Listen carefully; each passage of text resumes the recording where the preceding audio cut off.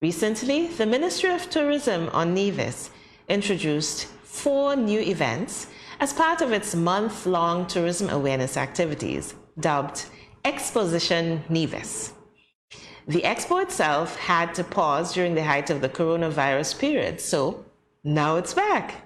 To tell us about this, we have the pleasure of speaking with John Hanley, the Permanent Secretary in the Nevis Island Administration, Ministry of Tourism. Mr. Hanley, welcome to Good Morning SKN. Welcome. Good morning. It's certainly my pleasure to be here. Thank you for having me. You're most welcome. We begin with this question. What are the 4 events that were introduced to Exposition Nevis, and how many have taken place and how many more to go? Okay, the 4 events are an exhibition that we have at our new park, the Malcolm Gishard Recreational Park. We also had on Saturday, let me go back. The exhibition started on Tuesday the 3rd, and it will run for the entire month of May. And then we had on Saturday the 7th, the Bath Village Community Fair. On the 21st, on Saturday the 14th, we will have a culinary tour of some small restaurants. Mm-hmm. And the 4th new event is an Exposition Nevis festival that we will also have at the park. So if I'm to explain a bit on each, yes, the exposition is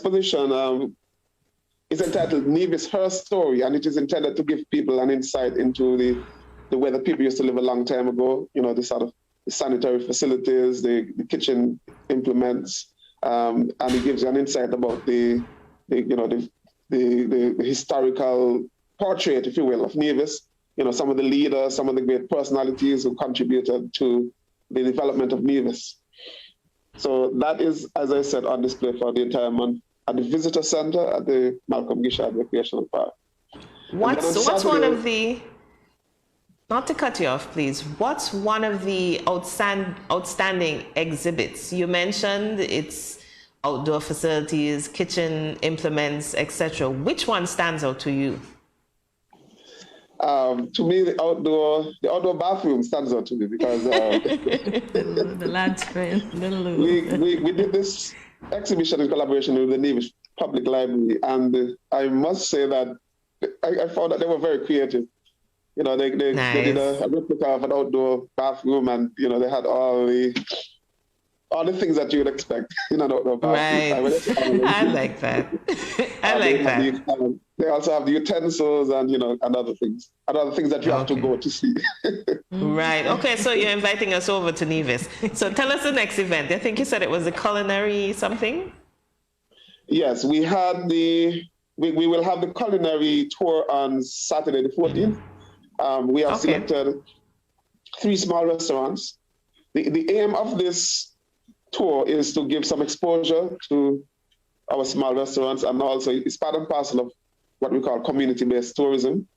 So we will go to these restaurants and we will be sampling some of their offerings, and we will be describing the experience. We'll be getting the proprietors to say how they prepare the dishes, not giving away the trade secrets, of course, but the general sort of preparation that is done into making, whether it's goat water or cook up or whatever it is.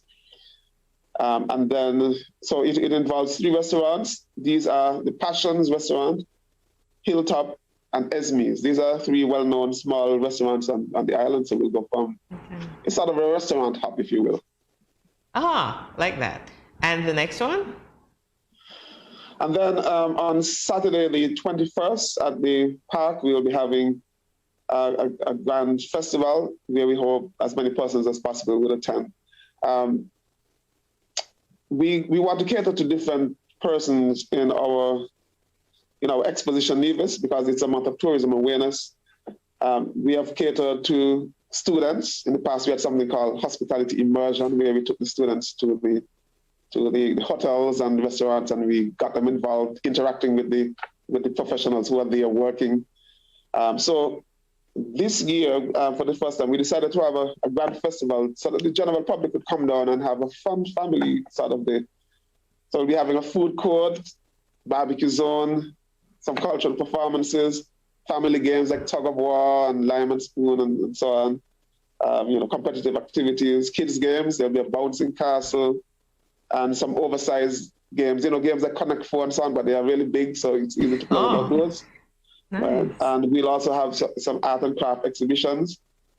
Some of our famous painters would have their works on exhibit. So it's a time when we just invite everybody to bring up the whole family and come on out and have a good time at the Malcolm Gishard Recreational Park. So other than the activities you just mentioned, Mr. Hanley, are there any other ones that are established and or expected? Yes. Are you talking about events that went already? Events. So those are the 4 events, or are there any additional events that would have taken place at the exposition in previous years? Well, in all, we probably have about 12 events, but those are just new ones that we introduced. Okay, right. So mention some of the other ones for us. All right, so let me very quickly talk about some that we have had already, and then give you a quick feedback as to how they went, and then I'll give you some that are coming up. So on Monday, we had what is called the Jessup Seafood Fiesta. Community-based tourism is a very important part of our tourism product. The Jessup Seafood Fiesta has been going since around 2016. And the folks over in Jessup, I'm from Jessup, by the way. So I just had to make sure that, my own village was represented, was taken care of, so to speak. So the folks in Jessup, they thought of coming up with a seafood fiesta where they will, have all sort of fried fish and whelks and fried gar, conch fritters and so on. So the Ministry of Tourism decided to partner with the Department of Community Development, which is directly responsible for the Jessup's Community Center. And we have had a very good partnership for the last several years. Over the years, it's been growing and growing. One of the things we introduced last year at that competition was a creative seafood dish competition. So this year we had the creative seafood dish competition for the second time, and we have been getting some very good feedback on that. On Friday, we had our open day at the Nevis Heritage Village, and the support keeps going year after year. Everybody loves our famous hot bread and butter. We have a traditional box oven, and when the bread comes out of the oven, we put the butter in straight away. Right. Some people prefer the white butter, and we also have cheese. And I think my staff is telling me that we sold probably about 500 bread. The demand was very, very, very high. Mr. Hanley, can you tell us about the quiz that will be held every day this week on Vaughan Radio?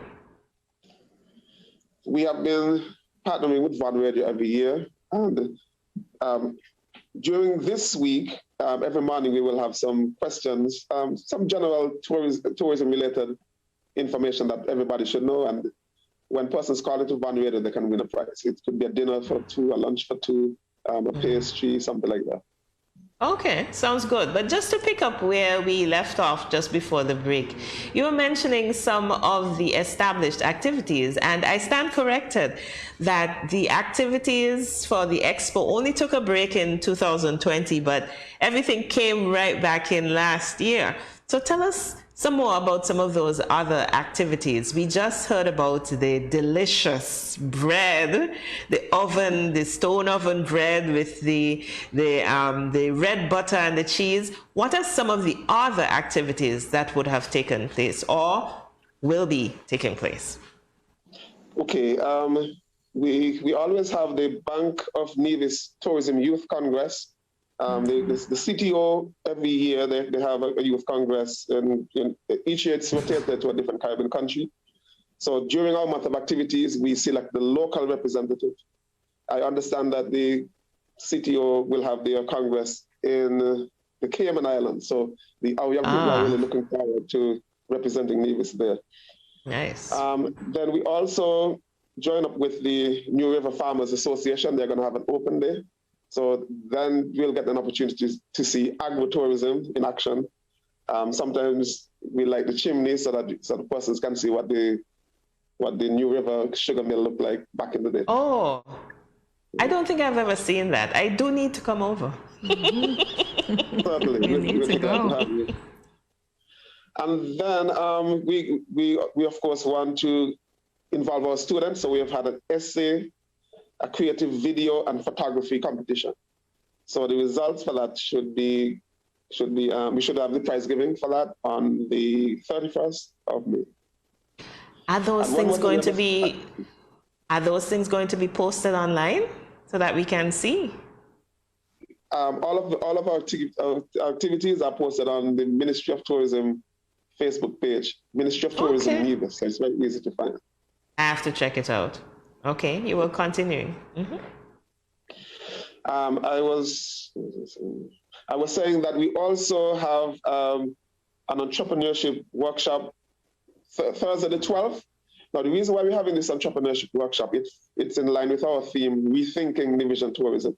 As we come out of the COVID pandemic, we have to change the way that we do things. We have to evaluate our strengths and also our weaknesses to see how we can move forward.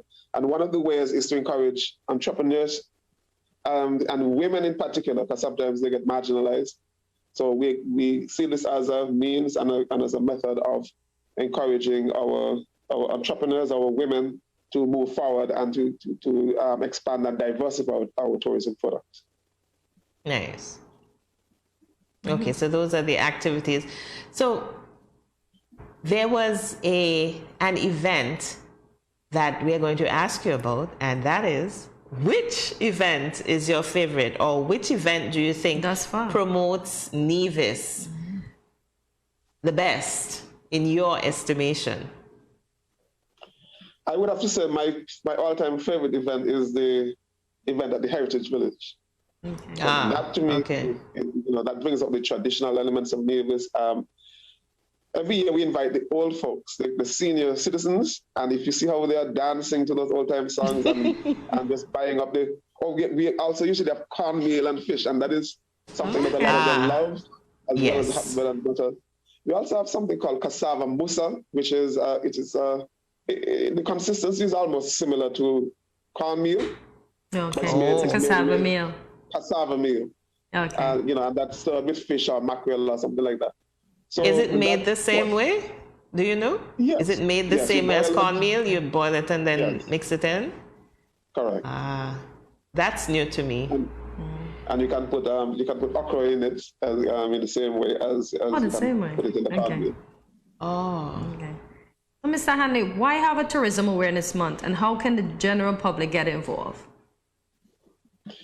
It's very important to have a Tourism Awareness Month because tourism is the backbone of our economy, and the general public needs to be fully aware of the importance of the tourism industry and understand how they can get involved. One of the things we realized when the COVID pandemic came on stream on board is that a lot of persons did not know about their own tourism product.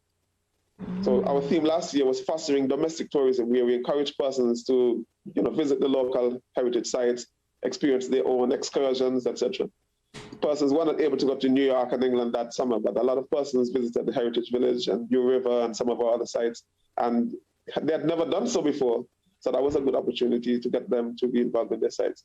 So the short answer is, it's important for Nevisians to know about their own tourism product. And in doing so, then they'll be able to help us at the Ministry of Tourism, as well as the Tourism Authority, to promote the destination.